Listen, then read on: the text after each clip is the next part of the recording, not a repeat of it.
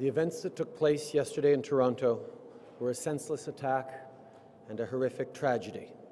On behalf of all Canadians, I offer my deepest, heartfelt condolences to the loved ones of all those who were killed, and we wish a full recovery to those injured and stand with the families and friends of the victims.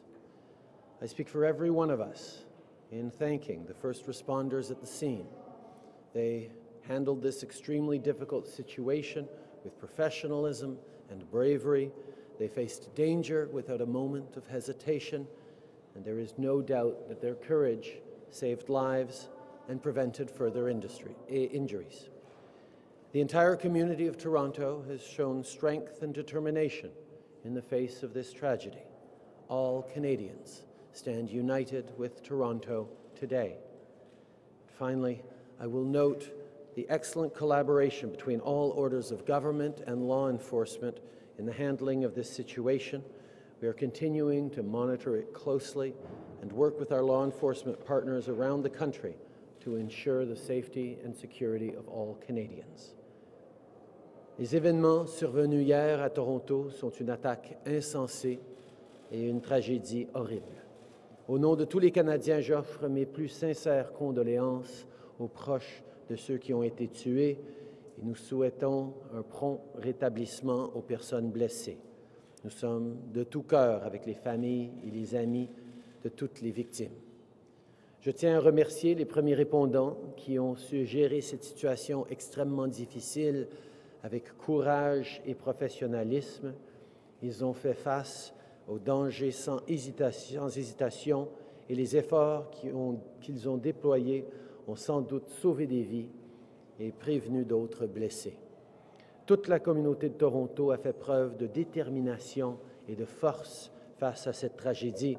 Tous les Canadiens sont unis derrière Toronto aujourd'hui.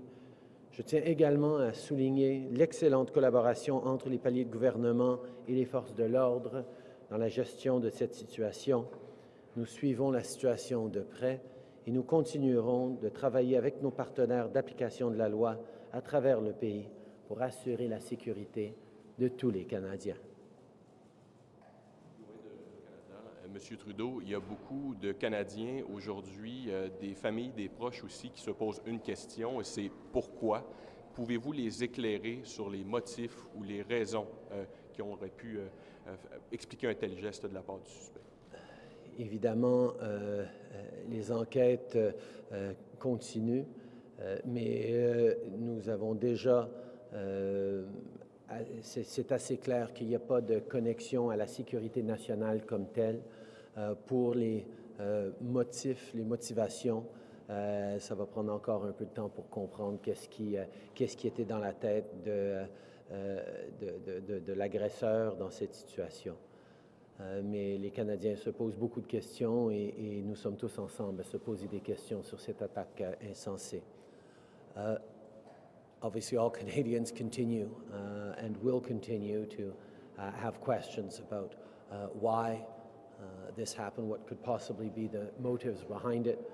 As was indicated last night by our Public Security Minister, at this time we have no reason to suspect that there is any national security element to this attack, but obviously the investigations continue. Comment pouvez-vous rassurer les Canadiens alors que ce genre de geste-là est presque impossible à prévenir au fond? Je pense que ce qu'on voit aujourd'hui, c'est un pays en entier qui prend un moment pour réfléchir à comment nous pouvons être là les uns pour les autres. On pense à Toronto et aux familles des victimes. On est en train de vouloir être là pour nos voisins, pour nos communautés.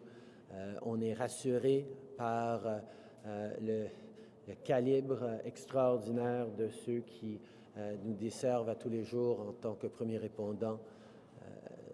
Et nous allons continuer de faire tout ce qu'on peut en tant que palier de gouvernement en termes de services d'information et de protection pour assurer la protection des Canadiens à tous les jours. Obviously, Canadians across the country are shocked and saddened by this senseless tragedy and attack, we can be comforted in seeing the extraordinary response of our first responders, folks who stepped up with courage and ability and ensured that in the face of such terrible tragedy and attacks, we are pulling together and trying to find answers while keeping people safe. We have extraordinary folks across the country in our police services and our intelligence agencies who work hard every day to keep Canadians safe, and they will continue to do just that. Prime Minister Julie Van Dusen, CBC, is there any way to protect Canadians who are going about their daily lives when assailants are choosing soft targets more and more? Obviously, we need to continue to reflect on the changing situations in which we're in, but and do everything we can to keep Canadians safe, but we cannot, as Canadians, choose to live in fear every single day as we go about our daily business. We need to focus on doing what we can and we must to keep Canadians safe while we stay true to the freedoms and values that we all as Canadians hold dear. Évidemment, nous allons réfléchir sur et regarder suite à cet événement, qu'est-ce qu'on peut faire de plus, qu'est-ce qu'on peut continuer à faire pour assurer la protection des Canadiens et de nos communautés.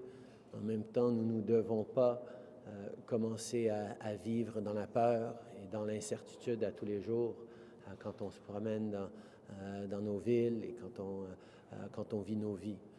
Nous devons rester un pays ouvert, libre et à l'aise dans nos valeurs et nous allons continuer de l'être. Does this change your planning for, in terms of security for the G7 in Charlevoix in any way, considering it does not seem to be linked to terrorism? Obviously, you have to keep world leaders safe. Does this have any bearing on your planning? The security for the G7 will be comprehensive.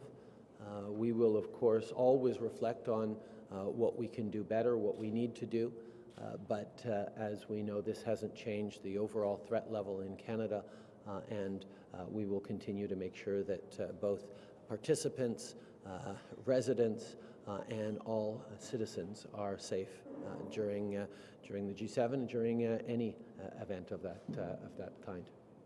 Dernière question. Pouvez-vous juste répéter ça en français pardon. avant ma dernière question? C'est certain que par rapport à la sécurité au G7 ou à n'importe quel autre événement d'envergure au Canada, nous allons toujours réfléchir à tout ce que nous pouvons faire pour assurer la sécurité des participants, des citoyens, des gens autour.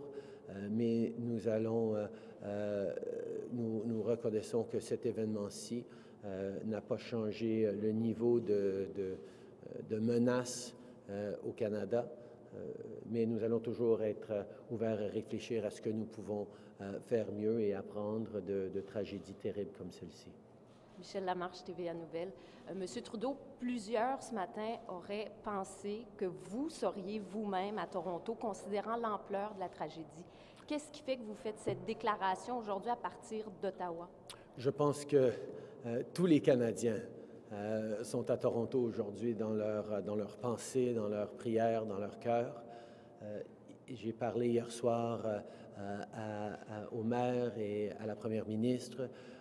Nos experts en sécurité, nos services de renseignement sont en train de travailler, de collaborer très étroitement avec tout le monde sur le terrain. Mais on sait très bien que ça continue d'être une enquête active et j'ai l'intention d'y aller dès que ça a du sens que j'y aille. Pour l'instant, je pense qu'on va laisser les gens faire leur travail sans trop de perturbations, ce qui est toujours le cas avec un premier ministre qui arrive. I spoke last night with the Premier and the Mayor. Our police services, our intelligence agencies are all working very, very hard, closely coordinating with the folks on the ground. I think all Canadians are with Toronto today in our hearts, in our prayers, in our thoughts. I will, of course, go to Toronto for this as soon as it makes sense to do so. But right now it's very much an active, ongoing situation, and I wouldn't want to distract or remove any personnel or any focus away from the important work that's being done, both for the victims and their families and for the investigation. Merci beaucoup tout le monde.